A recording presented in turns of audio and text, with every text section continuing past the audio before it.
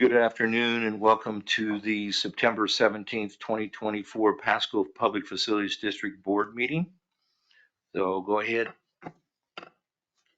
call the meeting to order, and Debbie, roll call, please. Carolyn Bowdish, Leonard Dietrich, Yes. Marie Gillespie, Yes. Spencer Gillette, Yes.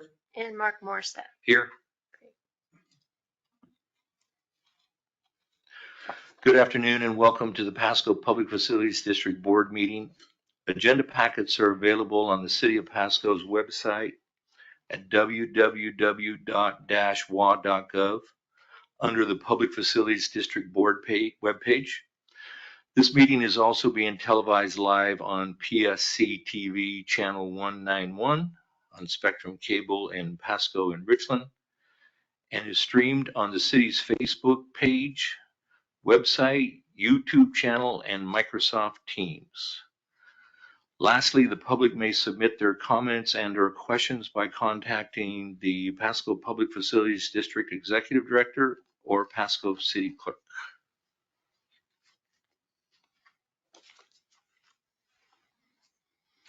And as far as there's just the three folks you mentioned online, and that's it. Yeah, no member of the public is requested to address the board.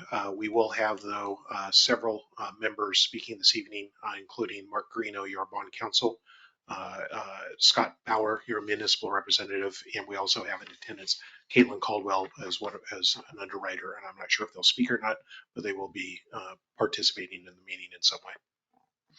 Thank you. Agenda item number 3, approval of the minutes. Need board approval, the August 2024 meeting minutes.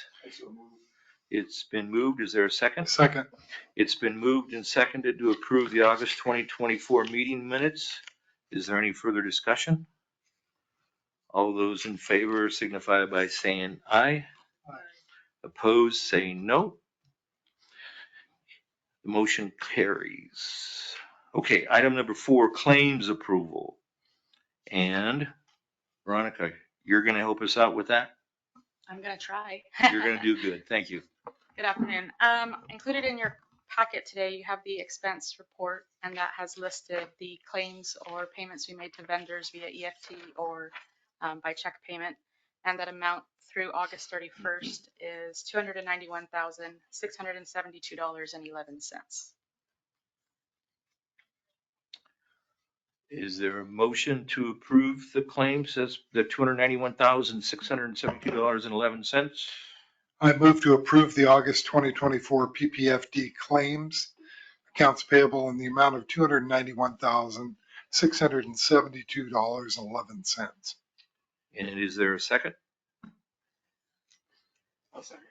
It's been moved and seconded to approve the August 2024 Pasco Public Facilities claims, the accounts payable in the amount of $291,672.11. Is there any discussion? Hearing none, then all those in favor of paying the claims as presented, please signify by saying aye. Aye. Opposed, say no. The motion carries. Item number 5, financial report. Back to you, Veronica.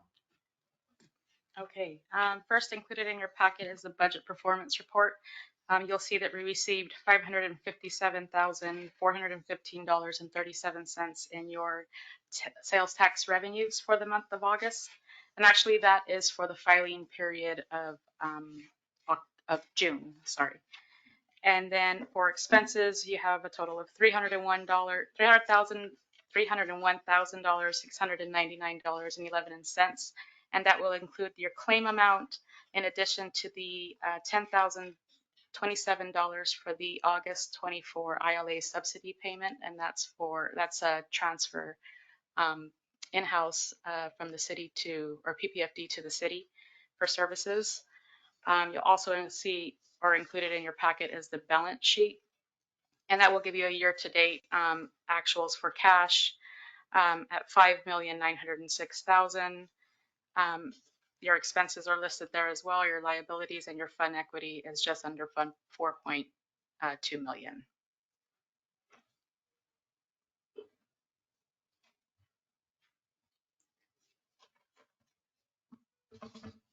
Are there any questions for Veronica?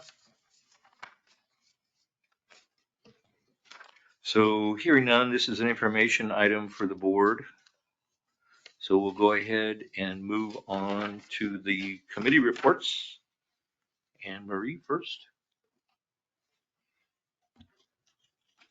Okay, good afternoon. I will present the report from the Design and Construction Committee. Now that the land purchase has been settled, the design and construction team has been able to ramp up the pace and move forward.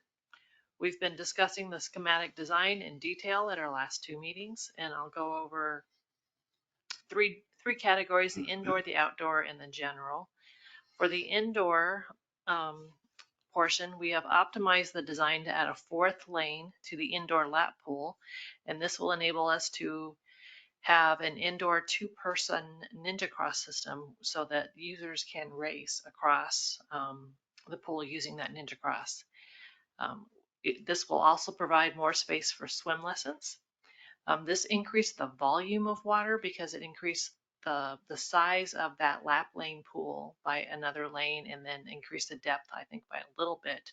But it did not increase the size of the natatorium, so no change to the size of the building. And we were able to fit it in the building as is.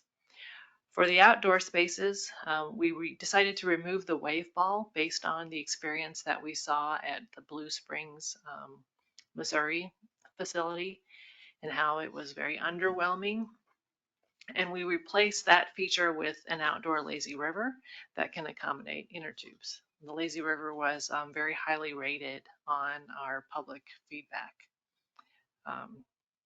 We added a new drop slide and a climbing wall, and we plan to do the utility step-ups for a future flow rider, which is that wave and surfing simulator. So the flow rider is not in the budget right now, but we want to be sure as we're planning for the design and the construction that we have power and water and everything needed to plumbed up to that location where it could be built. For the general portion of the facility, we decided to rotate the building 15 degrees to the right on the plot of land. This will optimize the view and minimize the harshness of the summer sun, especially at 6 p.m. The sun studies tell us that this will also get us 1 more hour of shade, which is a good thing. It brings the building closer to the road, which was feedback that we had received from the city planning office. At the last meeting, we also brought in more staff from the city of Pasco to get their feedback during the planning phase on how we do operations and layouts of the facility. We looked at different types of spray and play features. We got feedback from the city employees on what vendor they used for those spray features, and we decided to use the same vendor. That way we would have ease of maintenance and have the ability to change out these features between the different pools that the city of Pasco owns and manages. That will be able to provide variety at each location. We also discussed how to install them in order to minimize the maintenance, and also we wanted to have the ability to turn them on or off during certain programming times. For example, as you're traveling down the lazy river, perhaps in an exercise class where you're walking against the current, you don't necessarily want an arch spray feature spraying you as you're doing your exercise class.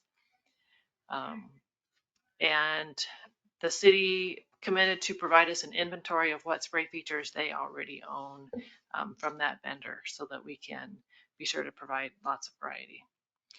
We are trying to be mindful of creating play opportunities for all ages. So we're keeping in mind the very, very small people, 6 months or, little toddlers all the way up to 90 plus years old. So there's something for everyone to do. We're comparing water slides to what's already installed at the memorial pool to provide variety.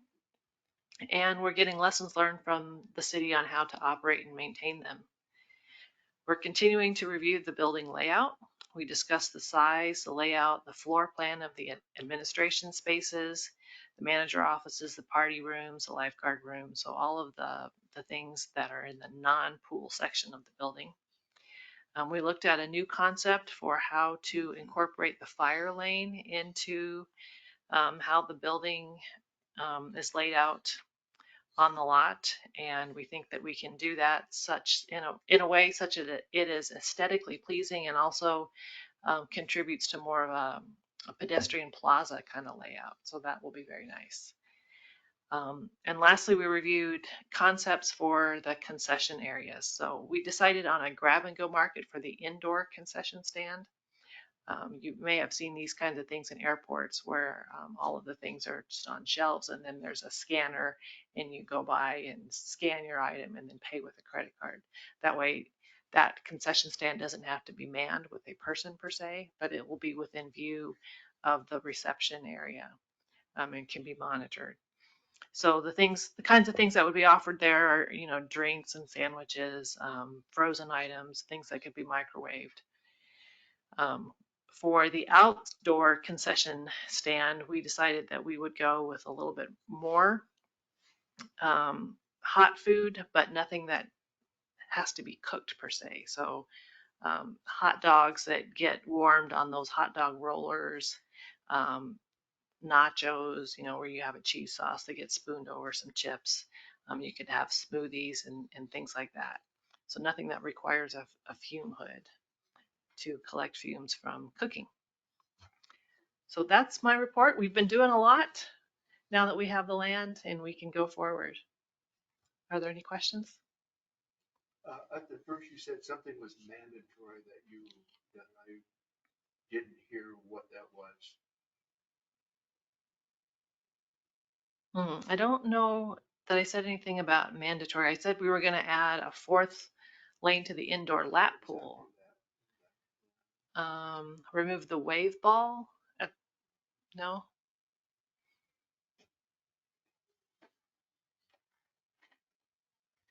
If I can help you out, Maria, I think this would be a good moment for the 90-year-olds to rethink.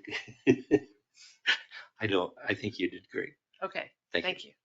If you think of what your question is, then I can answer it later. I just didn't hear it, so I can't think of what it was. Okay. Okay, next item, the Audit and Finance Committee. Caroline, yes. You were there, you ready? Well, I didn't bring anything written prepared. Well, I did. You did. So what I would like to do at this time is I'd like to pass out something to the board that coming up on the agenda is going to be the resolution to approve the bonding resolution under item 8A. And so I think this would be the right time to go ahead, and I have some notes that I'd like to bring to attention of the board regarding the meeting. So Caroline, if you would give one of those to Leonard and pass one down to Debbie. There you go. Okay. Now, I realize this might get a little long and perhaps a little on the boring side, but gosh, I thought it was fun. But I'm an accountant. Yeah. Well, on my way to 90 years old. Okay. We will get there. Yes. So I just want to point these things out from the meeting that, in reading the bond resolution, that it struck me there was a lot of bookkeeping matters, who's going to hold the bond, who receives the money, who pays the interest, and those kind of things. And so what I tried to do here then is put together a list of things that I thought were more relevant at the board level. So the first item here is that the bond repayment has to be made before we can make any payments towards our subsidy. And the only collateral that we're promising for the bonds is just going to be sales tax collection. So it's not like we have to put the building up as collateral or anything else. It's only going to be the sales tax.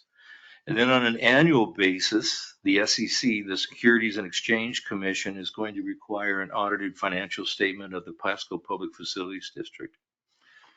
Now, here's kind of the fun stuff. If you would please turn in your packets to the bonding resolution itself, excuse me, and turn way back to Exhibit A. So what I'm going to share with you is something that, I tell you what, I did not understand this until Mark Greeno explained this to us at the meeting on September the 6th. And so it's finally made sense to me, and I want to share with you what I learned. So on What page? Exhibit A, page A1. Yeah, 33 of the way down on the bottom there.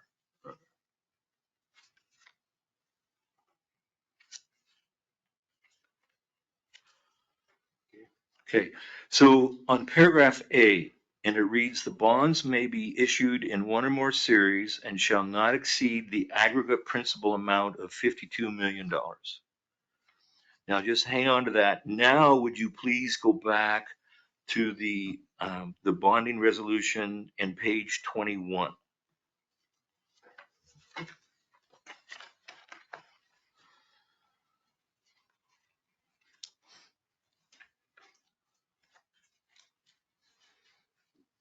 Everybody there? You there, Caroline?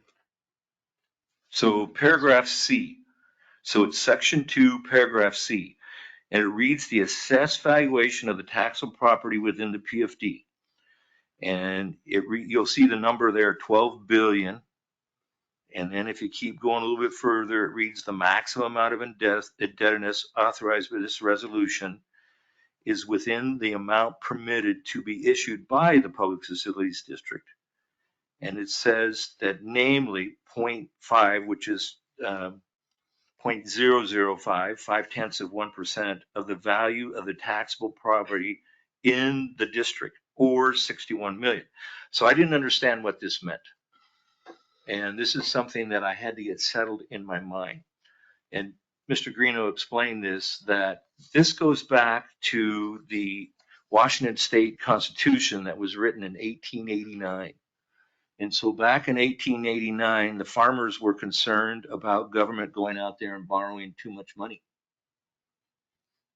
And so this limit was written into the state constitution, which I believe I wasn't there, but it was President Harrison that I think admitted us into the union. So it goes that far back. Now the bonding resolution then says 52 million, but we could borrow up to 61 million. I'm not suggesting that we can and we would, but I just wanted to point out to you that how we get to these numbers in terms of the maximum amount that can be borrowed. And it was a gray matter. And so, I don't know, does that make sense?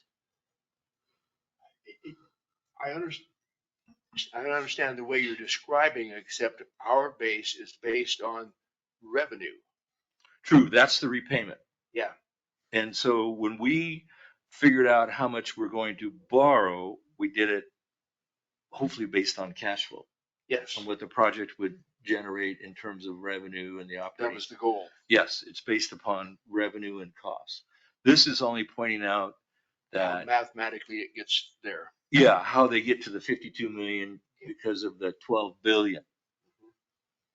I don't know what the farmers would think nowadays about these kind of numbers, but there we are. And my understanding, the expected bonding amount is 50,810,000. So, the point I'm trying to make is that we're well within our limits. So then the next item that I would sure like to have explained.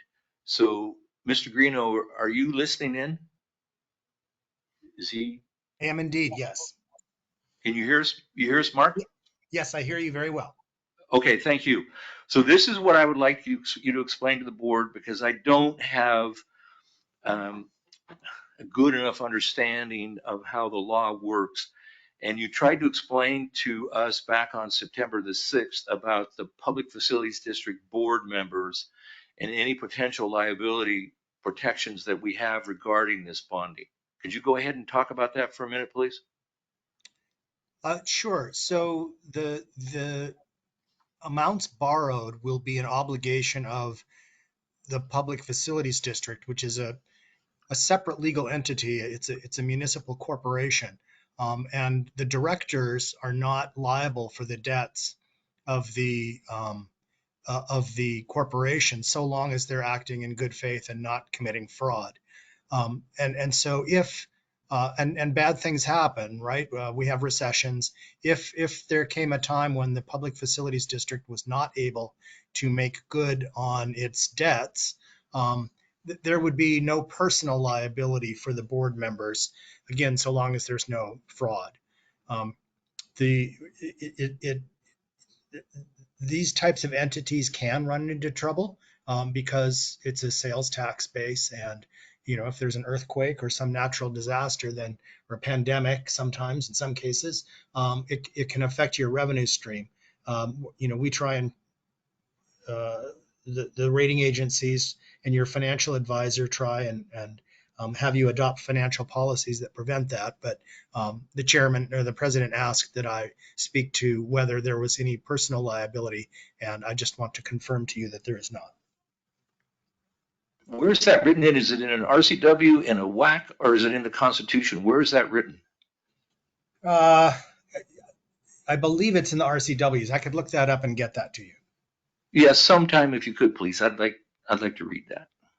You bet. So thank you. Eric, that sounds about right. I'm sorry? That sounds about right. It's in an RCW probably. Yeah, I think it's also, there may be some constitutional aspects of it as well, but I think what Mr. Greeno is referring to is the qualified immunity aspect of in terms of as long as you're operating in your corporate role and doing it for the best interest of the organization, then you're not going to be seen as acting outside of that official capacity. So yeah, it's either I think it's actually for you all, it's probably referred in 3557. That's probably referring to some other. That's the main statute that PFDs, city PFDs are under. So it's probably that it's probably in that portion, probably referring to a different RCW as well. But yeah, we can. Where was that at again? Tell me. RCW 3557, probably 010 or 020. 35 what? 3557. Okay, thank you. And then the board members, if you want to, I'll read that, and then I can read it all to you again later on if you want. Probably not. Yeah, look at it. Good idea, Marie. Okay, that concludes. Then my understanding is also from reading your audit that if you were sued, that the PFD carries errors and omissions insurance to defend you in those types of cases as well. So somebody would have to make some sort of a claim that somehow we were irresponsible? Right. I mean, if you were to not be able to make good on your debts, then lawsuits happen, and the people who are short the money will get their lawyers to figure out every possible claim that they can. Okay, so to briefly talk about that and help me, Scott, if I'm going to say this correctly, my understanding is if there is some sort of a shortfall in sales tax collections, and keeping in mind that we have to make the payments on the bond before the subsidy payment, if there was some sort of a shortfall, then we would have an opportunity to get current out of future sales tax collections before there'd be any kind of a default. Is that correct?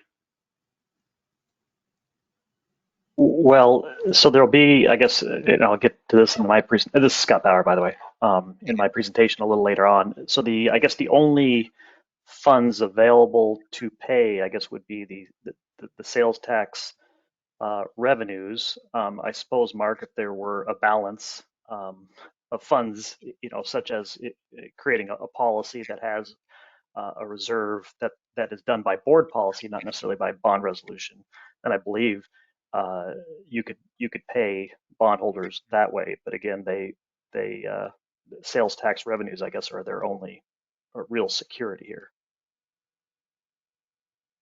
Okay, my memory is just that we could make up the shortage from our meeting on September the 6th, that we could make up the shortfall from future sales tax collections before we would be in any kind of a default.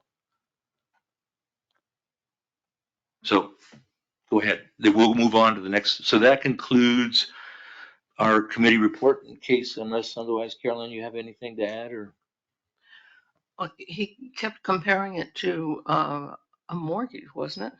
Yes. And I thought that was very useful to understand what was going on.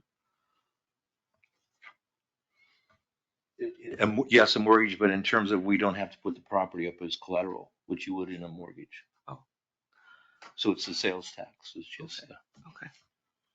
And just one final thing. I think what Mr. Greeno was really, and Mr. Greeno, please correct me if you don't agree with this, but I think what Mr. Greeno was trying to say is that it wouldn't be that you were irresponsible. It wouldn't be your policy decision, even if it wasn't advisable or you thought that was the best decision for the board, as long as you're acting in that official capacity absent fraud. So that's what I think Mr. Greeno is getting at, is that unless there's some intentional act where you're doing something for your personal interest, it's going to be really tough to show that you are acting outside of your official capacity. So Mr. Greeno is absolutely right.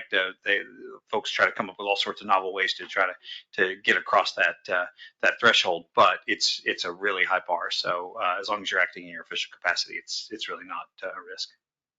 And if it is, Yeah, the citation is RCW 4, Chapter 24, Section 470. 424, 470. all right. Thank you. So Marie and I will write that down and we'll report back, right, Marie? No. Okay. All right. So that concludes my remarks, and on to the next item, Linwood visit. Leonard, you want to go first? Yeah, thank you. The Linwood visit was extremely interesting for me. I'm kind of looking at it on the mechanical side. Mark has it covered from the financial side.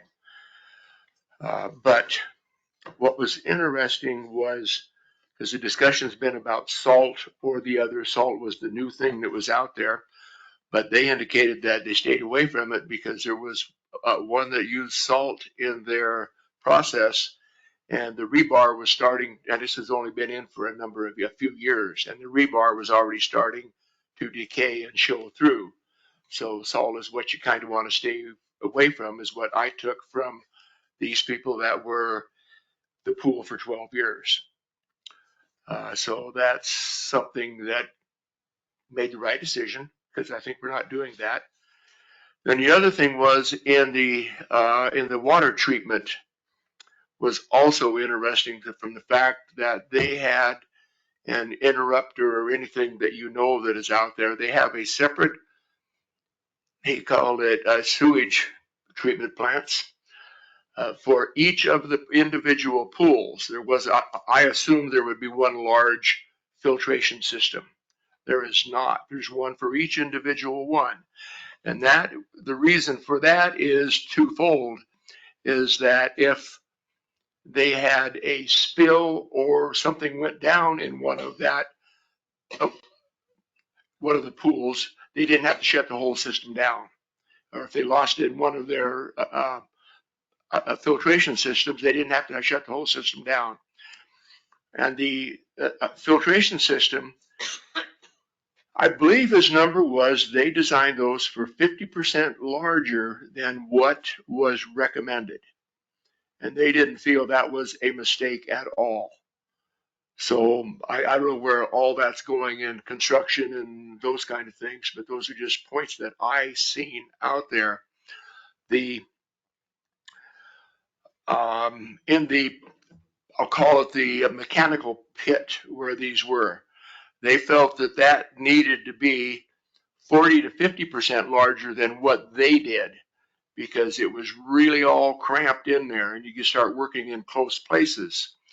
Then they also did not design a grate system over the top of that mechanical system. So they had to put that in a few years later. So I'm just thinking about during design that it's got a grate system over the top of it for ease of access out there. And what else? Oh, whatever they were replacing, now they probably used a mild steel when they did the plumbing, the piping. Now what they're doing 12 years later, and I don't know when this started, but every piece that they replace is replaced with I believe it was 406 stainless steel. Could be wrong on that number, but there's many, many different kinds of stainless steel. But they're replacing all of that as needed with stainless steel. So something to be thinking about for longevity in that. Then it was interesting in the pools, and I never even thought about handrails. In the zero entrance, they had handrails for people to use access to get in there. People of age use the handrails to get in from zero entrance all the way down in there. So I thought that was extremely important to think about. The floor, he said, you will, no matter how you build the floor, there will always be slick spots in it because it's tapered, could get the water to run off. And they had rubber mats in high traffic areas to where they could minimize any kind of slippage or anything like that there, which I thought was something that they learned as they went down the road. Access, every pool, I don't even know how many pools they had, but a lot. And they were all extremely busy when we were there. Those are kind of main points, but what I've learned over, I guess, going there and what I've learned in my business life is that do the best job you know how up front, then that will minimize the cost going forward. So stainless steel, filtration systems, I think are extremely important to go at. Sometimes if things are done, maybe we can get away with only having 2 filtration systems. Maybe that's the wrong direction. And maybe it's, I don't know what the numbers are, but just something to be cognizant of, because they were pleased with, after 12 years of work and building the filtration system much larger than what was required was a benefit. I think that's it. What was that grade of stainless steel again, Leonard? I believe it was 406. But he said even on the metal fittings that they had, they would go bad after a period of time. So everything they were doing was stainless steel after that. Leonard, they did go with a saltwater. No, they did not. Okay. It was another one down the road that went with saltwater. Snohomish is saltwater. Saltwater, and just after a few years, the rebar was showing already through it, because the moisture will always go somewhere, and it'll go out and start eating up the rebar and stuff like that. So they're looking at some major repairs.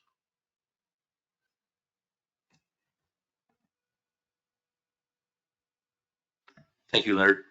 You know, one of the noticeable things for me was now at this age, and how I notice things that are important for senior citizens, and how important those handrails that you talked about. I have a daughter-in-law, an occupational therapist. She makes me do things like lay down on the floor and get up unassisted, and things like where I walk and should I fall, and it was I talked to her a little bit about these handrails and the importance of it. So thank you for mentioning that. Yeah, and I might also mention they had a diving board there. Now, I don't know from a meter, it could have been 2 meters off the floor or something like that, but it has been there the full 12 years. And they said they have not had an issue with it. And I will tell you that the lineup going onto the board was systematic, and it was full all the time. So they jumped, cleared, all that sort of stuff. The lifeguards, they only had one elevated station, and that elevated station was probably maybe 4 feet off the ground. The rest of they were maneuvering, or they were moving around so they could see what was happening, and they weren't stuck in one location all the time, which I thought was interesting, because I'm of the age where I see them sitting in a pedestal up there. So I've never been to an aquatic center, but this was extremely interesting as to their learning curves and what they did on it. And It was extremely helpful. Leonard, perhaps you'll remember this, and I've got a call into the director, the interim director. And remember, he had a question for us about how are we going to manage success? Remember that question? We didn't get a chance to talk with him about that, but I'll try to get a message from him and talk with him about what he meant by that so we can pass that back to the board. Yeah, I took that up, which is just a little bit on that discussion, because when they just open up, there's a large number of people that want to be there. And how do you manage them coming in? And they've got do they pre-register? Yeah, there's some kind of a protocol that they use to get them in there to manage it, because you could be overwhelmed with the people on a normal weekend as to capacity. And so that's something to figure out how you manage that. The dressing rooms, they all seem to work well there. Matt talked about what we have designed on there. The rooms that they rent out were interesting, and he said they stay busy, and that's a good good revenue source for them. And they'll have private rooms and those kind of things. So it was extremely eye-opening as to the diversity that they had within their system. Any questions, comments for Leonard? Otherwise, I'll go ahead. Matt, what's the square footage of their natatorium? You asked the one question I don't know the answer to. In general terms, I believe their recreational space is similar to ours, but one of the things that I think we took away from the Linwood facility is they're fairly close to the edge, so we're trying to put a little bit extra space around the perimeter to not feel so quite spaced up. We modeled ours after actually the space of the Snohomish facility, the other one Mr. Dietrich was referring to, minus the flow rider. So, and if you don't mind, I just want to thank Mr. Dietrich and Mr. Morissette for going to what is our favorite model, Linwood, and our favorite friends at Linwood. They've been extremely helpful for us to give us a model, combine them with Snohomish, and then also the Blue Springs in Missouri, and they've been an excellent example. And for our board members to see these facilities has been an important goal of mine, and I'm so glad that you are able to go visit. Yeah, I thought it was interesting because the slide that they had, they used only call them inner tubes. They used tubes instead of just a body coming down there. I didn't realize that, but I said, well, what's this inner tube here? He said, well, everybody comes down in an inner tube. I don't know what the benefit of what that is versus just a person coming down there, but just little things. One more additional comment too. Linwood exists on a fairly small footprint. I did a Google thing, and they're sub 5 acres, so they're also a bit limited in parking. And theirs was a case that they built their competitive pool in the 70s, improved it later on, and then built the recreational side approximately 15 years ago. So opposite of the way we're doing it. And one of their comments was, don't do the competitive side first. So they give us kudos for us doing it the direction we're doing it as well.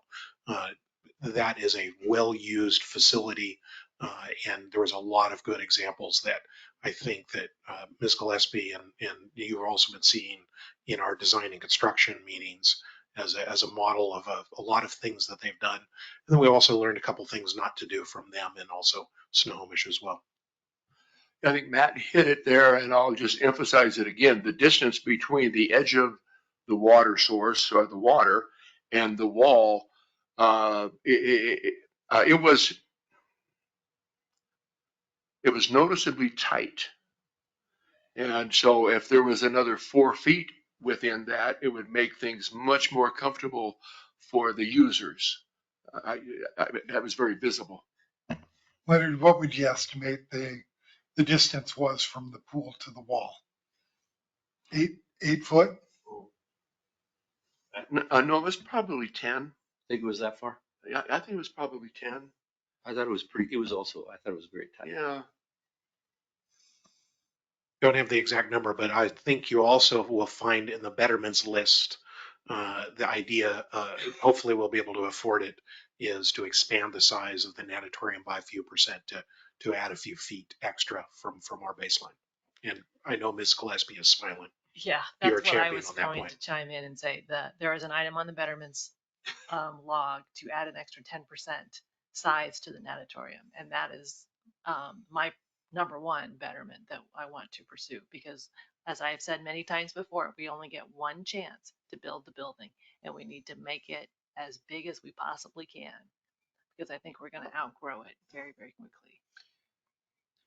I would agree with that. Yeah. And our concern is that we are a little tight right now as far as, Well, that's something to look at. Yeah. Yeah. Matt, maybe you can text him and ask him how much the distance is between there. But I'm looking at my mind's eye, and I'm saying 10 feet. It could be 9, could be 8, but 2 feet really make a difference. Well, when we went up to Linwood before an earlier group, they did make some notes. So I think that's something we could ask Friday at the design and construction meeting with our friends at NAC in Boughton. And I think they have some notes on that.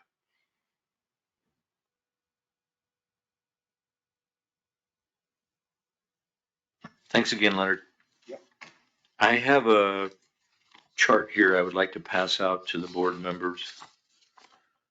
And this chart is, I put together some financial questions to ask the executive directors if I ever had a chance. And so Matt passed along this list to the folks in Missouri, and then I was able to talk to the folks in Linwood myself.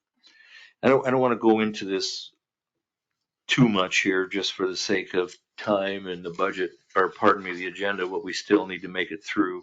But I did want to pass this along to you just as kind of a reading and a reference on your own. And if there's anything that jumps out at you right now that you would like to ask about, I would gladly try to answer a question.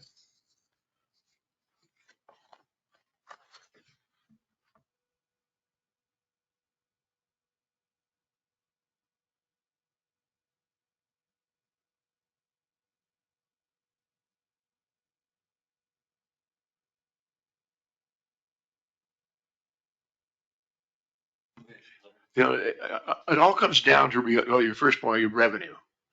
And that is something that I watch every month as to what's coming in and how it's doing, and it's doing fine. But there also needs to be growth within it. And every time I see something happening someplace else, I go, wow, I sure wish that was not. But I again go back to my pyramid at the end of the street, and I just hope that we move some interest rates down and some things start happening out there that have been pushed back a little bit. Then it'll work its way through. I mean, I think we're going to be okay. Otherwise, I wouldn't be in favor of this thing moving ahead. But I believe that we've looked at it from all of the angles, and from a financial standpoint, I'm comfortable with it. But from a cost standpoint, that's going to continue moving up. Can't stop that one.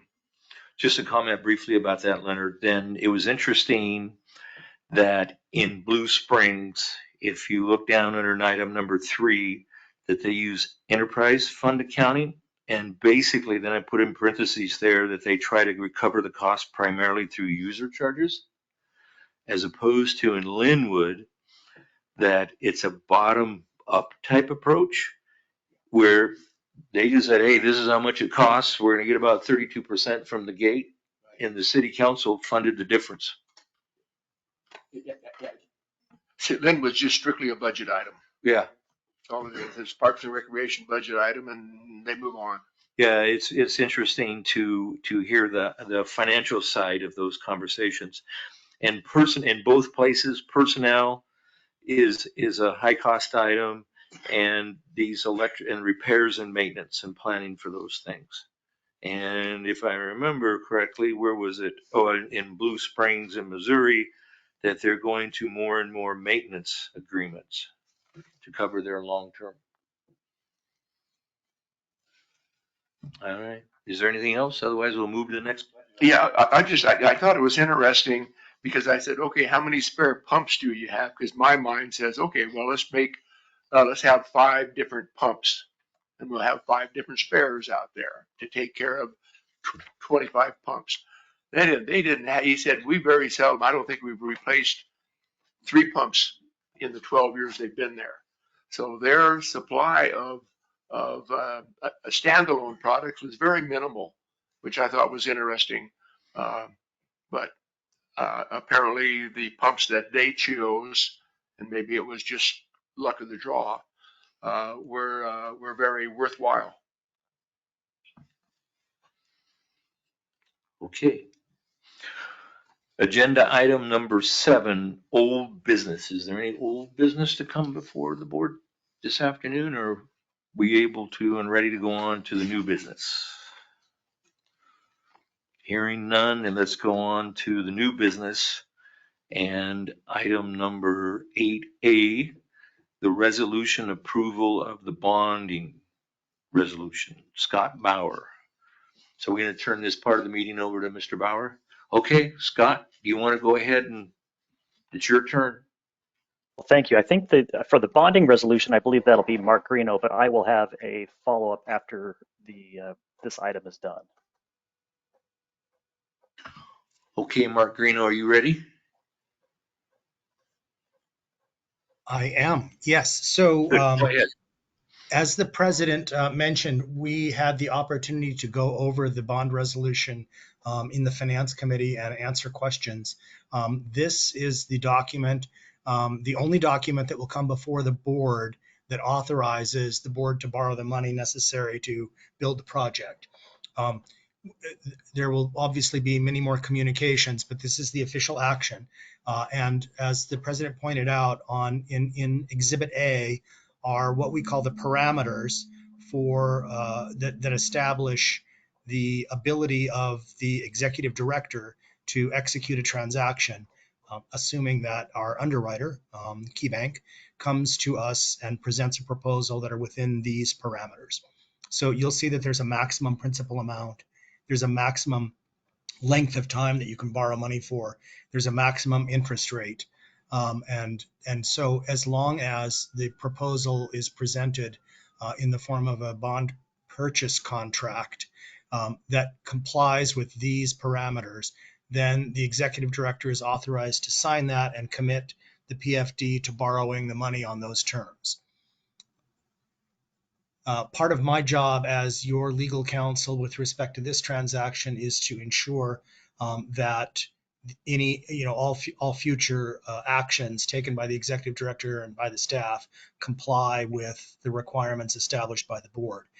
So we will, on the date that the contract is presented to us by KeyBank, we'll prepare a certificate that demonstrates in each paragraph that these parameters were complied with by the terms of that contract. And we'll have the executive director sign that certificate, and that will become part of the permanent record of this transaction, so that if anyone says, did you allow too much leash to the executive director, you can point to the Exhibit A parameters here and show that you established a framework within which the transaction could be executed, and the executive director and advisors complied with those requirements. As the president mentioned, the principal security for your creditors in this case is your sales tax. There are no operating revenues pledged, and there are no physical assets pledged. There's no mortgage. There's no security interest. There's no possibility of having anything repossessed if you're not able to make a timely payment. But the investors do get the first claim on your sales tax. So to the extent that you have to prioritize the repayment of your debt if you are short of sales tax revenue. So I trust that you'll be working with your financial advisor to establish financial policies that guide the PFD in a manner that's responsible and and commits you to timely repayment of your loan. It's very unusual in our state for municipalities to not make good on their debts, and so that's part of the reason why you're able to get favorable terms, is because our state has a pretty good reputation for in the marketplace. Most of this, as the president pointed out, is pretty detailed technicalities as to how the money will come in, who gets it, how it gets paid back to the people who are lending you money. That's a function of this being a bond issue rather than a bank loan. When you issue bonds, then people buy them and you really don't know who they are. So there are a lot of intermediaries that take care of making, taking the payments that you make and making sure that they get to the right people who deserve them for having invested.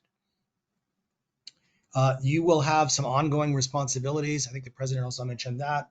Each year you'll have to prepare audited financial statements and post those to a website. The city folks are excellent at doing that. They've done this with their own bonds. So you're in good hands with your administrative staff at the city in administering those requirements. There are also a couple of other periodic notices. For example, if a rating agency decides to upgrade or downgrade your rating, then you would have to post that so that investors could be made aware of that on a timely basis. And if you borrow money other than through the bond market, then you would also have to apprise investors of that. But other than that, it's a lot of work up front, but once you execute, the amount of administration in the back end is far less than a bank loan. And hopefully you make your payments throughout the course of the term, you pay it off, and everything goes smoothly. That's the norm, and that's what we would expect of the PFD as well.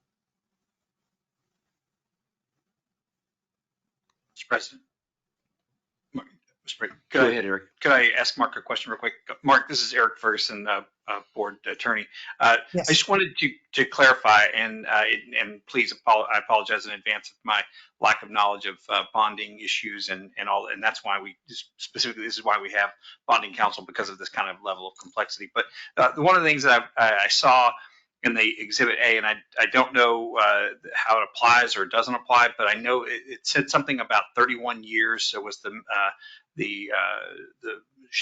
maturity, the final maturity date. And I know there was something in, I think it was 3557-090 that talked about 30 years. Does that, under the revenue bond aspect of it, does that part of it apply? I hate to hit you with that over the internet here, but I was just curious if you had any information that would kind of, that looks like a discrepancy, but I don't know if that applies. Well, we're targeting a 30-year financing. But the bonds will come due on December 1st. And so it's possible that one of the 30 years actually 30 years and 1 month. So there's just some wiggle room for that. Gotcha. Okay. Yeah. I just wanted to make sure that I couldn't distinguish it. It sounds like these are revenue bonds. Is that right? These are treated actually because they're payable from taxes, they're treated as general obligation bonds, but okay. we've limited them. So we'll make sure that we comply with the state statute that's applicable.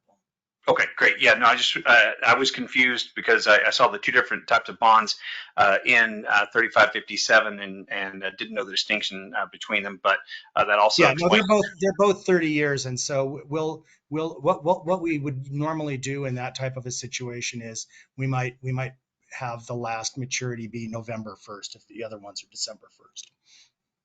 Great. Okay. Yeah. No. And I also saw the reference to the thing that the president mentioned earlier about the 1/2 of 1% limitation. So yeah, that explains all that stuff. So anyway, yeah, those are just all the questions I had. Great. Thank you. So just like to pass along to the board that I was able to read this resolution prior to our meeting on September the 6th. And I want to say thank you to Scott and Mark, because the way it worked is I came up with 10 paragraphs that I wanted further explanation. And I went over those with Scott to then pass those along to Mark. And between Mark and Scott, they went through every paragraph that I asked about. And I thank you guys very much.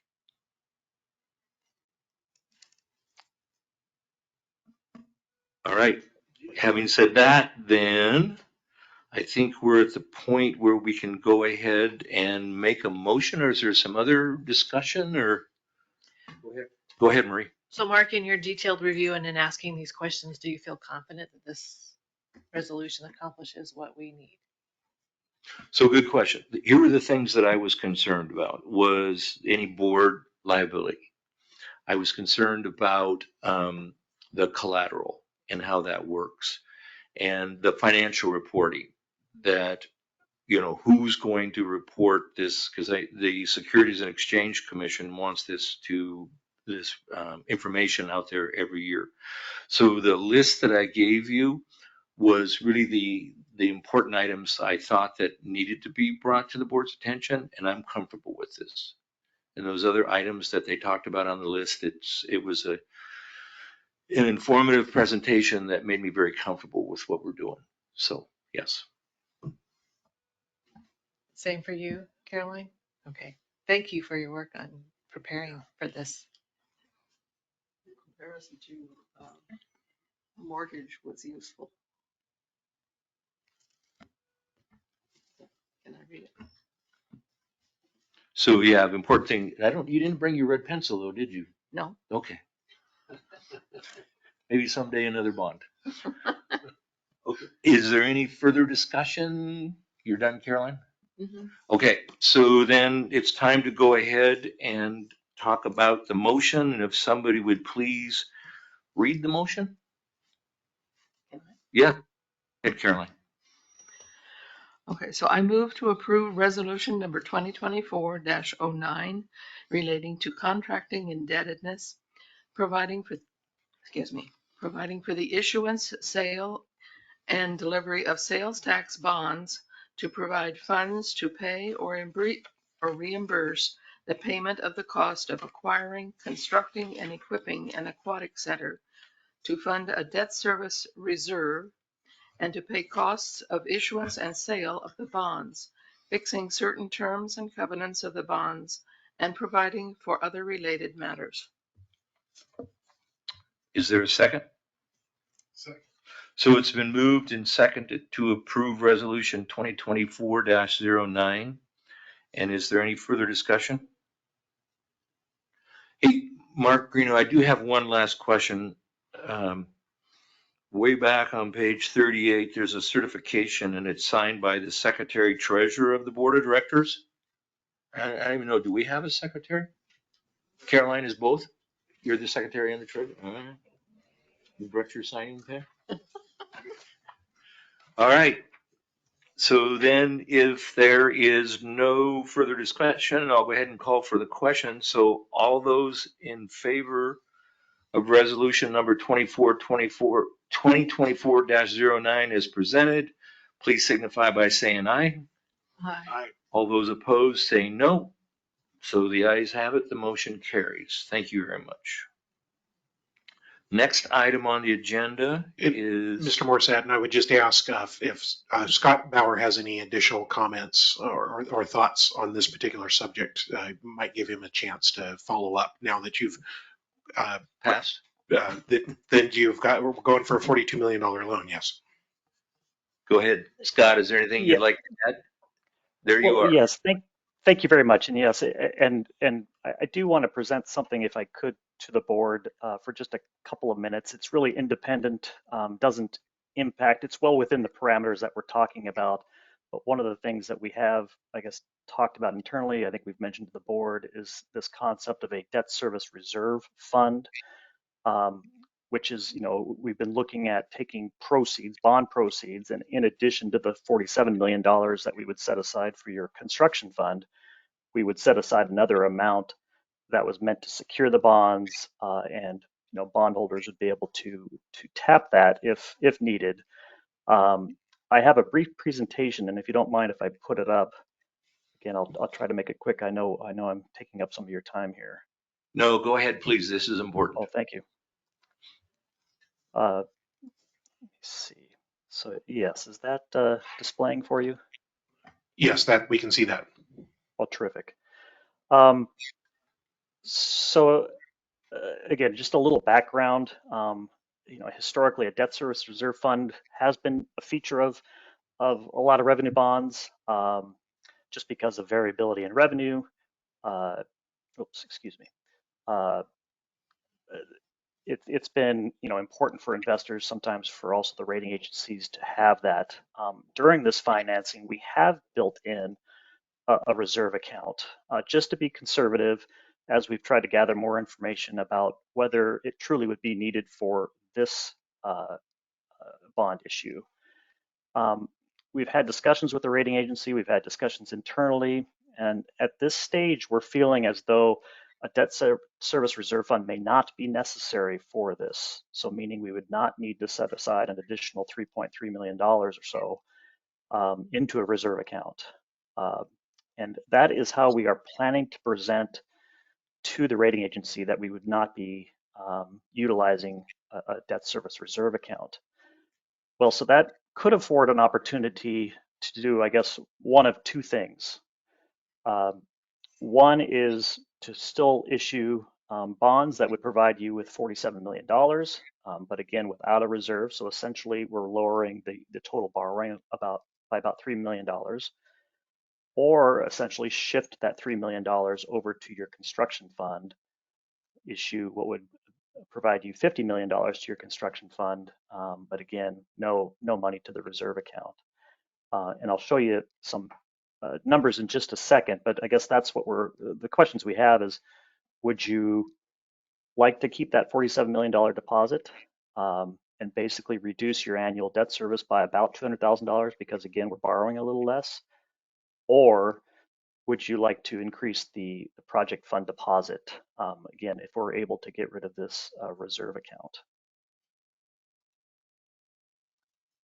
So Do you have that answer before we go home tonight? all I would like is, if you have an indication of which way you would like to go, that's how we would present it to the. Hey, Scott. Yeah, so Scott, then, and then this also then would indicate that we don't have to buy insurance for the reserve. Right. So there was something called a surety, which would be a reserve insurance. That's right. Okay. So there would not be that purchase. There may be something called separately, that's called bond insurance. We are still looking at that, but yes, as far as the reserve account and the surety, correct. But this is what we've been looking at, is providing about $50.8 million of proceeds and providing it to you, 47 to the construction fund. Here's the reserve account and payment of issuance costs. And based on current market interest rates and plus 0.5% just for cushion, average annual debt service at almost $3.3 million. The option A that I'd mentioned, maintaining basically the $47 million and eliminating the reserve account, but again, keeping the 47 million, basically lowers the debt service by about $200,000. The other option was increasing to $50 million over the 47, basically same proceeds as what I'm calling the baseline. So it adds proceeds, not much difference really in the issuance, but again, provides more proceeds to the district. So I don't know if there's any initial reaction on whether you prefer, again, keeping that 47 and trying to minimize debt service payments. The difference shown here, of course, could go toward reserves, pay-as-you-go projects, other type of things, or if you'd prefer to try to maximize the construction proceeds. Caroline, you have your light on. Do you have a? No. So, okay, go ahead, Spence. One thing I'm finding out as I sit on the Design and Construction Committee is that there's never enough money to put in everything you'd like to see in an aquatic center. I would be prone to say, for an additional $17,915 in additional cost, I would hope that we could use the $50 million for construction. That that would give us possibly the ability to add the additional 10% that we're talking about, as well as potentially another betterment that we're looking at. And I think the $17,000 difference from baseline is well worth the additional $3 million that we would get. Yeah, I would agree, Spence, on that. This is our opportunity to do not everything you want to do, but certainly would add a better movement within that facility that we're all looking for. And for the dollar difference, I think it makes sense to put it into the facility. Now, let me ask a question off over in this direction. We all talked about whether or not things would come in at the price that they were there. Is there any, do you feel there's any gaining on when we start putting the screws to, or the thumb on the contractors? And I don't know if this is a question first for, I think both Heath and myself might have an opinion on this. And I would say the process, we have been doing these things conservatively with the hope and more than just a hope, a reasonable expectation that we'd get some opportunities to do a little bit of betterments here and there. And I think this is a prime example that it is within the means. We are performing as expected, and that this, that if we're not required to have this reserve bond, that this would be a good investment to go deeper into that betterments list. I don't know if that answers your question directly, but hopefully also Heath on the part about holding the line with the design and construction firm in particular. It doesn't answer it directly, but I understand what you said. I mean, more directly, right now, we have sufficient, we have really healthy contingencies in the budget for that price fluctuation. And we have conservative estimates. So our expectation is that we will be able to find a way to buy some betterments within the current budget, right? By having an additional $3 million that it isn't contingency, that can just be floated into the budget and purchase improvements would be amazing. And it wouldn't affect our conservativeness on our other numbers, right? Which is the best part. So likely we'd still buy more betterments on top of that too. Does that answer your question? I mean, I would expect that we're going to end up buying some betterments. We have healthy contingencies. Yeah, that answers the question specifically on that, because what I was hoping was not going to happen was we were just going to move into, and I'm just bringing this up, I know that we wouldn't do that, but we just move into grabbing another handful of money and start spending it off over here. If we can have two pools that make this project stronger and better, then we're going to do that. But your answers, both answers were very helpful. Thank you.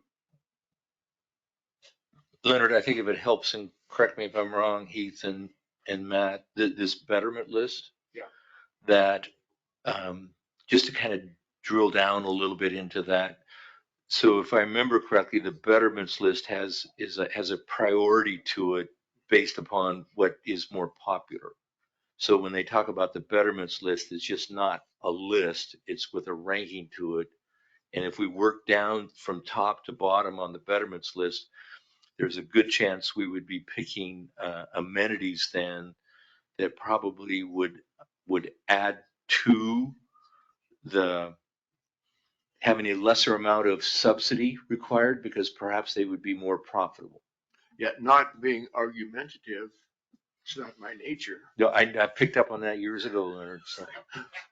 But I thought the list was just a list, and we picked from that what we thought would be the correct direction, rather than it was A, B, C, D, E, or 1, 2, 3, 4. But Marie, I think we're headed in the right direction. In fact, I know we're headed in the right direction.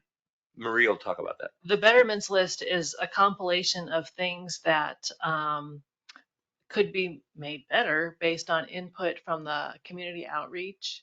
Also, it has priority placed on it based on the timeline that the decision must be made.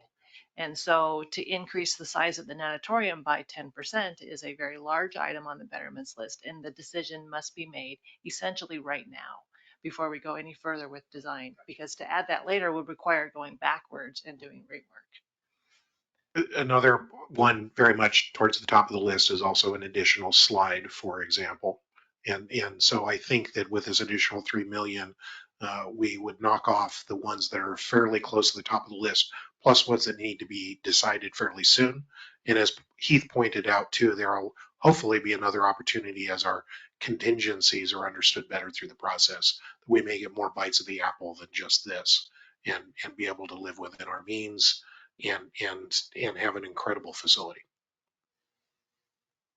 One of the things that's exciting about maybe being able to increase the budget in this way is that those contingencies I talked about are healthy, but we're not going to spend those until we know the risk is alleviated. So we've got to kind of hold those, and then as we can assess the risk level and risks, we get into the project far enough, the risks reduce, then we'll start talking about spending that.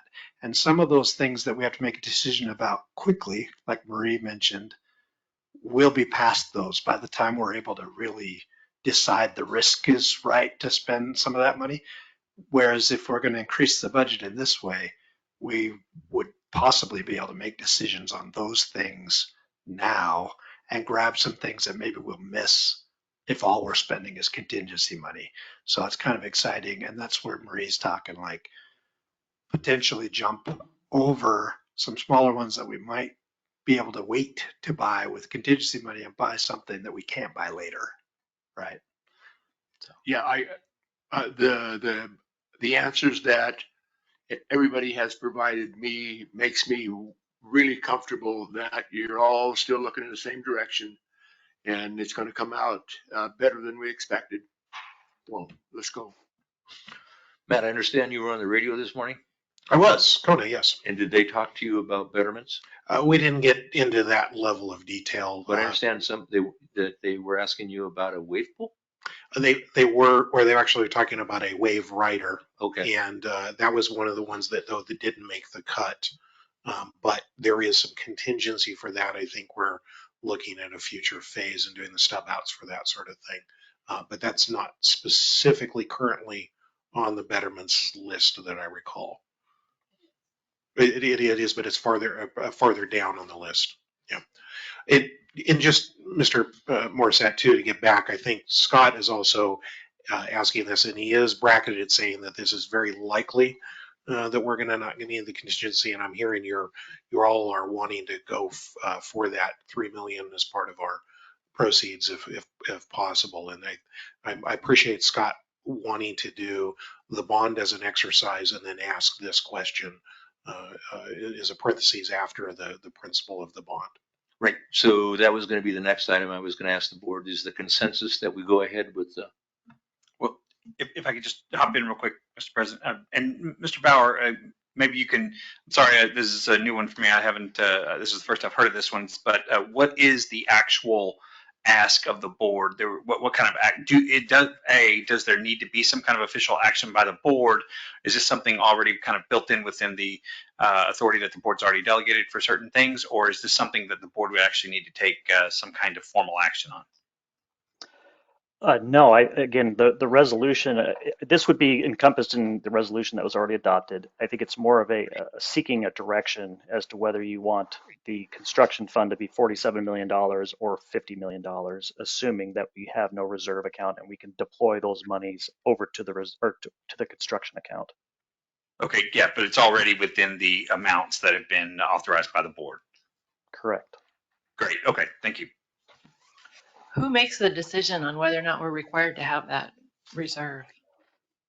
Well, it's us trying to feel out both investors in the market and the rating agencies based on their rating criteria as to whether we think it's going to have an impact on the bond rating and therefore interest rates that are charged on the bonds. So it's us, I guess, trying to seek out through, again, those entities information. And again, as we've gotten closer, our feeling is more and more that we could not have a reserve account and it not have a detrimental effect on the bond interest rates.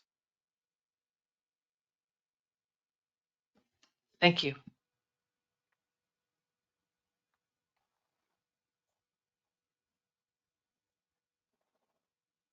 It was. So it sounds like what's being asked in terms of the actual direction, you've already authorized the up to amounts. You obviously know what the construction contract situation is. We've gone through that multiple times. So it sounds like what your municipal advisor is asking is, given that this particular set of forecast comes in the way that he believes it will, how would you like that to move forward? And you can certainly, you're welcome to take some kind of formal action if you'd like, just through a motion, or you can, I think it sounds like he feels comfortable with already having the authority to move forward. So certainly up to the board. I think I better ask that question of you, Eric. What would you suggest to us? I always like formal action. I sense that you guys. Even if it's not necessary, it's always easy to come back and Sure. So then, can you draft this motion for us quickly, or who's going to write up the motion so we can read the motion and then I think it get would a second? it would just be something very informal in terms of I moved to Scott, if you could bring back up the wind chart that showed the two options, that'd be great. or the options.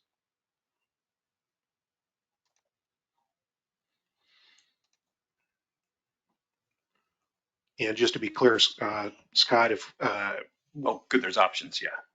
A and B. and if the board were to do a motion to approve option B contingent upon not requiring a debt service fund, would that accurately describe it, Scott?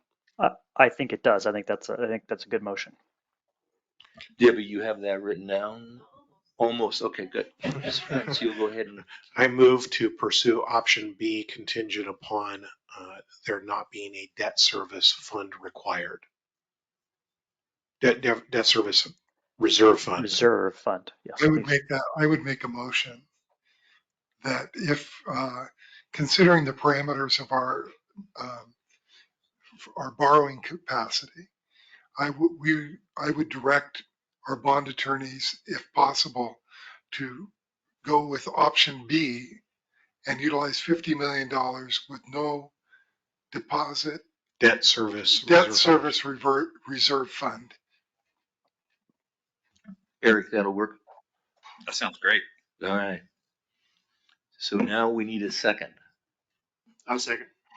So it's been moved and seconded to, Debbie, do you need to read this back to us or we're ready to go? Okay, so it's been moved and seconded to approve the motion presented by Spence. All those in favor signify by saying aye. Aye. Opposed, say no. So the motion carries. Thank you. Thank you, Scott. Thank you all. Thank you very much.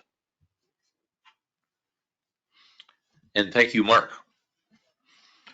Okay, now we're on to agenda item 8B, a resolution approval of contracting for personal service providers policy. Veronica. Okay, just to go through this pretty quickly because of time, I'm just going to give a quick summary. As we get busier with PFD, we need to start, or we have been establishing policies as we do. This policy will establish standards or guidelines for the process as we move forward in the possibility that you may need to acquire services outside of the ILA you already have with the city of Pasco. And one example, or the biggest example I could bring up would be bank services. We did check with SAO, which would be the state auditor's office, and they agreed that as your fiscal agent, the city of Pasco could utilize the bank that we already have in place if it's in your policy. So took the opportunity to write a complete policy for all services that you may need in the future and put the stipulation for the U.S. For the bank services in there as well. So in a nutshell, that's what this resolution is to adopt this policy. Veronica, if you could give a loud executive summary, would you be Loud. able to do that for? Sure. Okay. Sorry about that. So to repeat, this policy will establish guidelines or a process as we move forward and get busier with PFD, just in case you need to acquire services outside of what you already have with the city of Pasco or any other vendors or contractors you're already doing business with. The biggest or best example I could give right now would be for bank services. In this specific case, we went out and asked the state auditor's office, how would that work as your fiscal agent? Would we have to go to a proposal or quote to get different banks to give us what their services would be? They said that as long as we had it in our policy, we could utilize the bank services of the current fiscal agent that you have now, which is the city of Pasco. So with them recommending that, we put together this policy to establish all standards for any services you may need in the future, with the stipulation of the bank service in there as well. So that's what this resolution is for.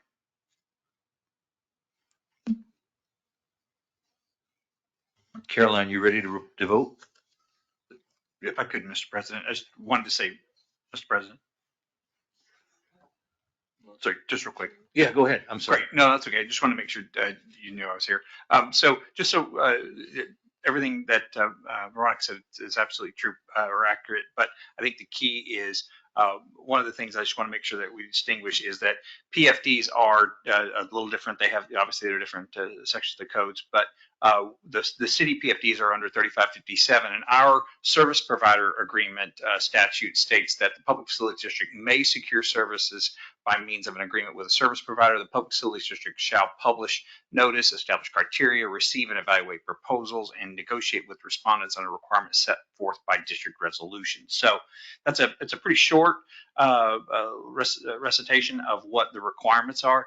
The county PFDs under 36100, RCW 36100, have a much more in-depth requirement for service provider agreements. I'm not sure why, but theirs is much more in depth. This policy is really based on that extra layer that counties have to go through. So this is really creating a well-defined policy. It mentions sole source.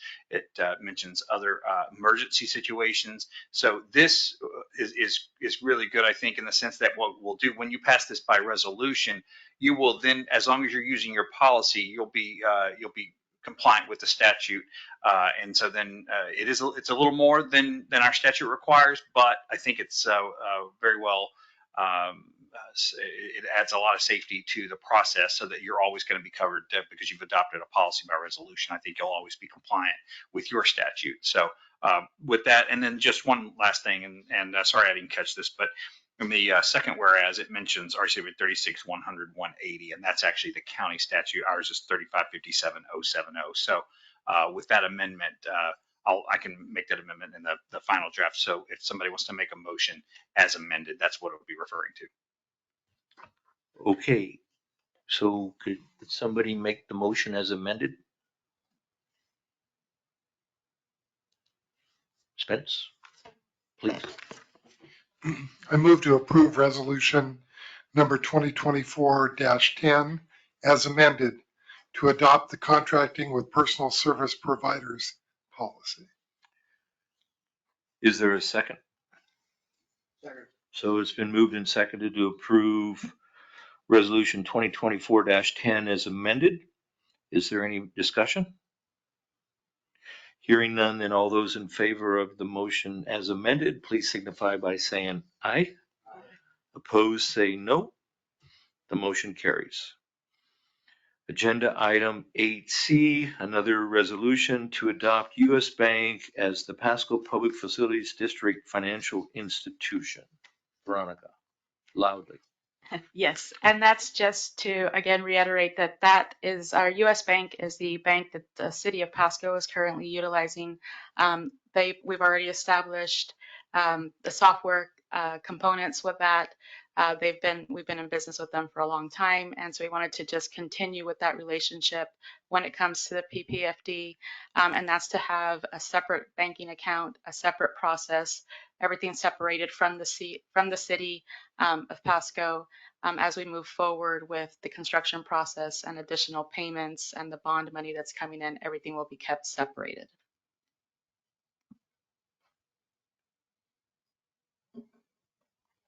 If we correct a typo in the resolution, does that mean it's amended?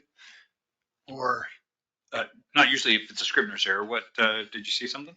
there's two thes before the city of Pasco. One of them should be by.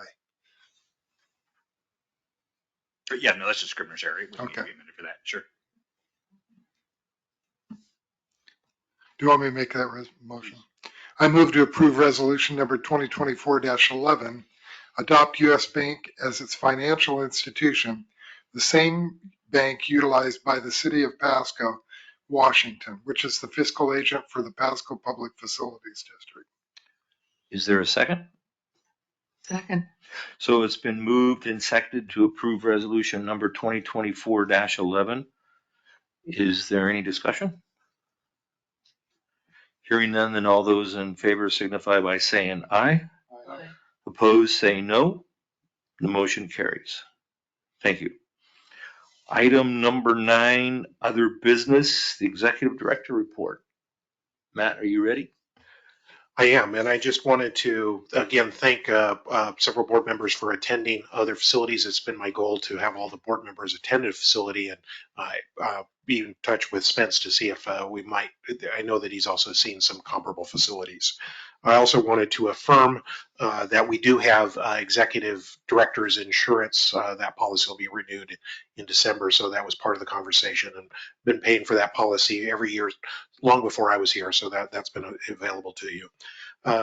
And I just also, it was also mentioned by Ms. Gillespie, we did actually purchase the 13 acres. You are a proud owner of 13 acres of dirt in the Broadmoor area. It did close today for the $4.6 million in total. There was a little glitch at the end about prorated LID. We ended up spending about another $1,000 beyond what I'd said on Monday. But we are proud owners of 13 acres of property, and that is one of those that I'm giving a few on. So we're moving forward on that. Also, as part of this bonding process, or related to it, it has been the state financial review. I think that's coming to, of course, it will need to be a conclusion before we finish the bonding process. I sent some answers to some additional questions by the contractor on that. So I'm anticipating that state financial review to be completed in the not too distant future. Also had a good chance to meet with the 3 ambassadors and give them an update, not only on the baseline, and we of course had one ambassador go with us to Blue Springs, but also to give some updates on some of the goings on the Friday meetings. So they got to see a picture of the facility at the 15-degree clockwise angle and some of the revised amenities, and they all gave a thumbs up. Very appreciative of the concept of trying to do as many amenities as possible in this. So they gave very enthusiastic support for the direction that the facility is headed with all these plus ups that we're working on. I also have been asked to present to the city council.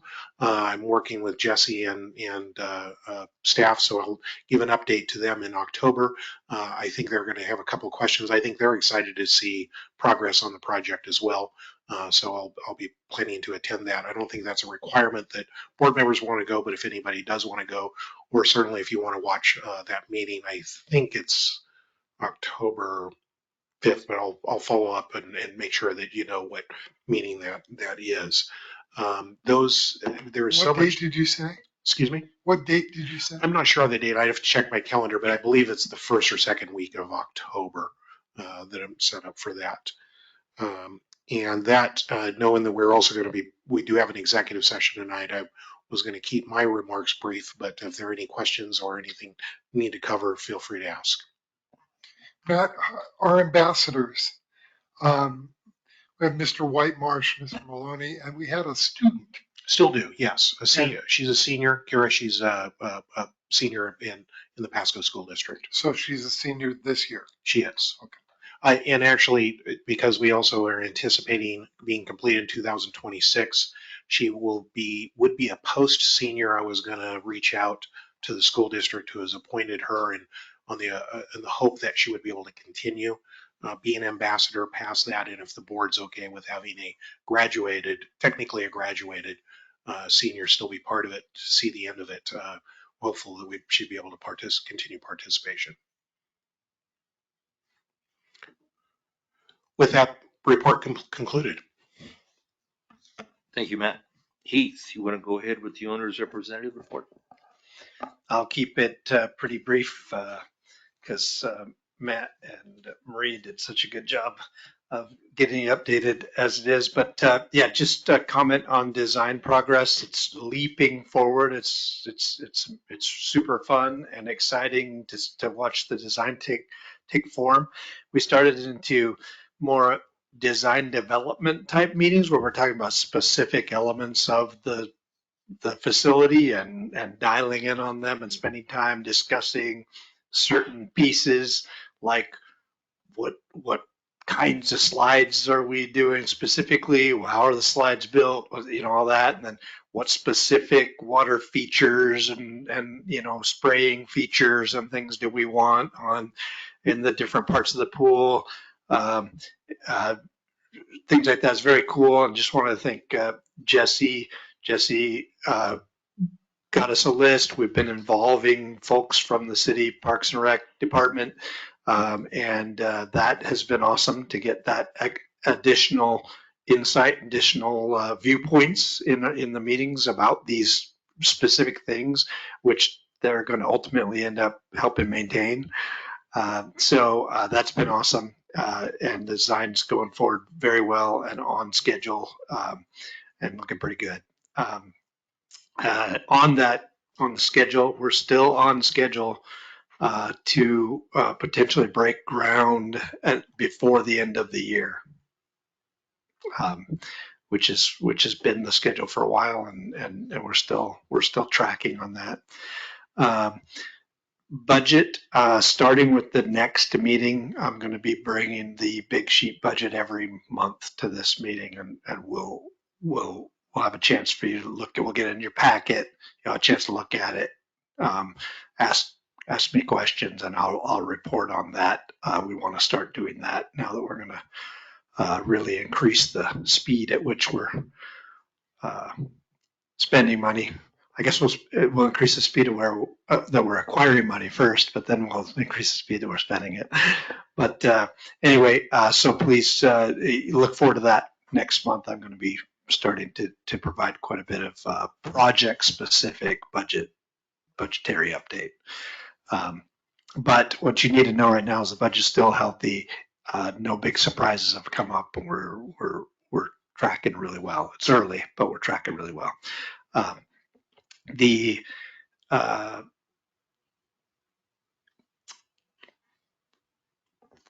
other thing just to report is that we've been working on working on getting utilities and things to the site. So we've been talking with all the utility companies, natural gas, electric, the franchise utilities for telecommunications and things, trying to identify those costs, because those are risks that we don't know yet in that budget. And so far, we're not done yet. We don't have all of them yet, but so far, no big surprises on that. So far, so good on that front, figuring out what those costs and logistics are. So pretty good. Have any questions for me? Yeah, one, probably many subjects I forgot to talk about, but one was lighting, and you mentioned it. You're going to have lighting, and this is what they talked about over there in Linwood, is that the lighting over the pool is like 25 feet above the pool. And he says it's tough putting the ladder on the pool. So how do you manage the lighting? And then actually on the side where they are at a slope, the maintenance people had concerns about running the scissor lift up that far because it's a pretty narrow scissor lift. Yeah. Up that far with a taper on it. And so those are things that y'all need to be aware of or thinking about. How do we change light bulbs or what do we do? Yeah, we had those talks when we visited Linwood too. They brought that up with us too. We haven't had the lighting meeting yet, but there will be a whole lighting meeting where we talk about all of that, really stew over it. And just preliminarily, like some ideas have been floated already about types of lights and things that can be done to reduce that problem. It was interesting because he said they went LED and he said they last just as long as a regular bulb. So you think you're resolving the problem by going LED, but he says with all the moisture and everything there, it doesn't happen. Yeah, they're supposed to last a lot longer, and depending on what generation of them there are. And by the way, when we specify these lights, by the end of the project, the lights we specify will be out of date, right? That's how fast that technology is going forward. So we'll try to stay nimble and be able to adapt to that through the project. The technology, you'll solve it. Yeah. Okay. Yep. Question, Heath, and I should have probably asked this while we had the bond attorney on the line. Considering that some of our betterments are time sensitive, Matt, do you have any idea when we would get the opinion as to when we would be able to utilize option B? I don't know that when that exactly is going to occur. I just know that the bonding closure is, I believe, at the end of October for the funds. I don't think that we'll be in a situation where we need funds for any of these. I think, though, for planning purposes, we'll certainly be talking about it at the Friday meeting, but on the betterments list, knowing that we potentially have extra money available. I think I asked this question at the meeting last Friday, and the answer came back that it would put us behind schedule by just a couple of weeks. We'd have a good enough indication. Yeah.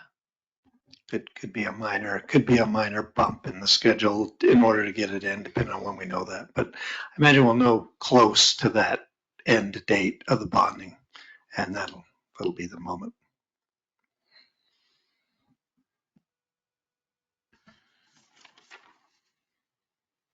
Jesse Rice, you're next on the list. Present. Good evening, board members. One, maybe two quick updates for you this evening. First is an update on the progress of our interlocal agreement. Since our last meeting, which didn't seem too long ago, I did draft up all my handwritten notes into a written format about what the ILA may contain to ensure that we're capturing all the costs, and those costs are, everyone's aware of those costs, and we're covering those costs. So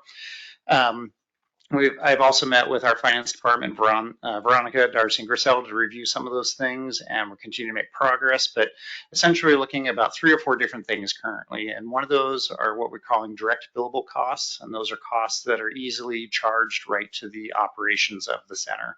Those are things like labor, electricity, water, gas, things that are 100% used, 100% identified that will be used at that facility. And I won't say those are easy to identify, but they're easier to identify than our next category, what we're calling indirect costs. And indirect costs for us is kind of why one of the reasons we entered this. This is where we share costs based on economy of scale, and that is one of those, like our financial system, for example. We'll be using the city's financial system to process invoices and track accounts and things like that. So some of those costs, which if you'd go out and do this on your own or get a third party to run it, they would also incur costs for these. So the city will have some costs that, based on economy of scale, will be cheaper than you probably implementing your entire own systems for some of those.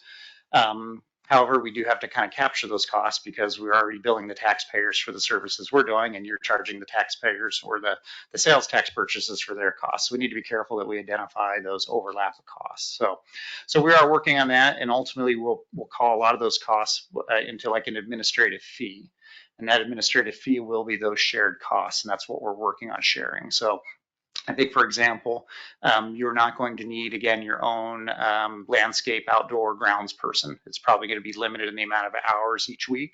So therefore, we have to come up with a ratio of their hours, but not just their hours worked, like a proportionate share of the vehicle they may use and some of the equipment, the blowers, and things like that. So that's where the finance team tells me to quit telling everyone it's going to be easy, because they're getting to work in the background to understand what that cost is. But I will highlight that the costs, both for direct and indirect, are basically a zero gain. There is no profit that the city's looking to make. There is no charge on top of those hours or anything. So ultimately, those costs should be very similar to what the Ballard King validation was, and highlighted based on their experience of what those operating costs may be based on the hours, the number of staffing, the programs offered, and then of course they also suggested what the revenues or the ticket sales and admission fees might be to offset those. So we continue to work on those and move forward, but I do have a pretty extensive list, and we hope to give you a bit more details on those so that we both understand the business relationship we're going to get into to operate that.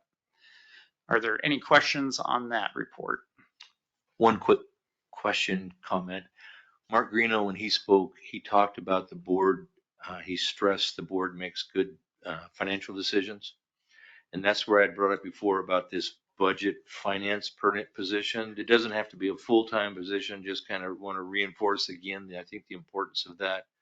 That'll go a long ways in keeping the board in a good, fiscal responsible position. Right, and I did remember that, and I do have that written as an accountant for both Public Facilities District related financial tasks and operations, as well as financial tasks and operations related for the facility. I've been trying to convince Veronica she might have a perfect office out there at the Aquatic Center to join us and do those functions. So we have specifically listed that and are keeping that in mind. And some of those may require the specialty of more than one accountant. And again, that's where that kind of comes into those shared costs of those hours directly billable, or how do we roll those in? But I've kept that in mind. Very good. Thank you. Appreciate that. Very good. I'll also add, I presented last night to each city and county has a park board. So we did a regional park board meeting last night. So I presented on the behalf of Pasco, and we're able to present a little bit about the Aquatic Center. And I can tell you that the other park board members from the other agencies are very envious, if not crossing over on jealousy, about the facility that you're designing and the fact that it will be open to the public and things like that. So I think it's going to be a region-wide attraction, and they're looking forward to be able to come out and see that facility as well. So thank you.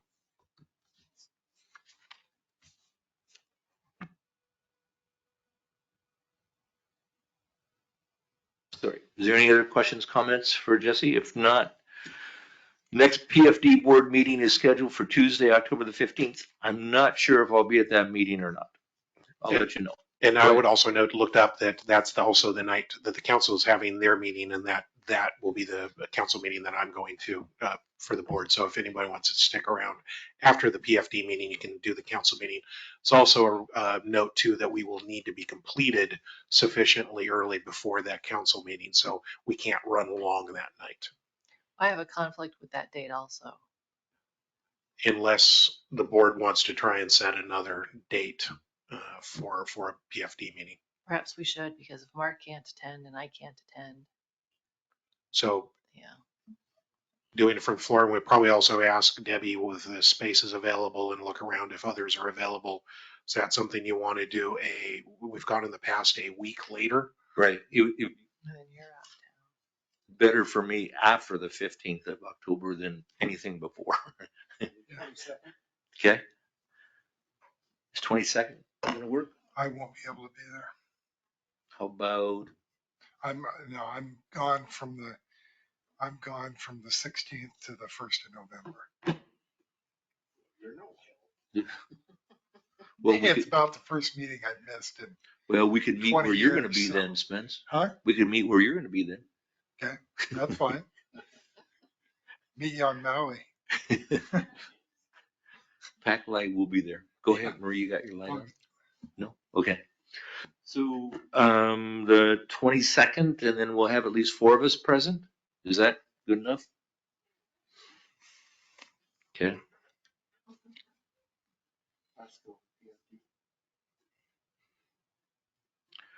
Okay, executive session coming up here. Now, we are gonna have an executive session? Yes, and Mr. Ferguson would take us into that session, and I believe we're going to revise the amount of time expected for that. So Debbie, is there anything I need to read for that? Do you? I have it? it's part of the agenda.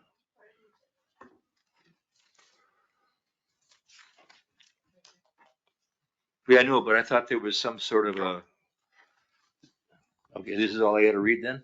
Well, you could state that you're going to go into executive session at the time, the amount of time you're going to be in there, and the time. Very good. So we're gonna Mr. do that. Morissette, also, please modify it to 15 minutes. 15, well, it's gonna be 15 instead of 30? Yes. So, okay, we're gonna go into executive session to discuss current or potential litigation per RCW 42.30.110, parentheses 1, parentheses lowercase I, for 15 minutes. So we should be out at 6:01. All right, let's go.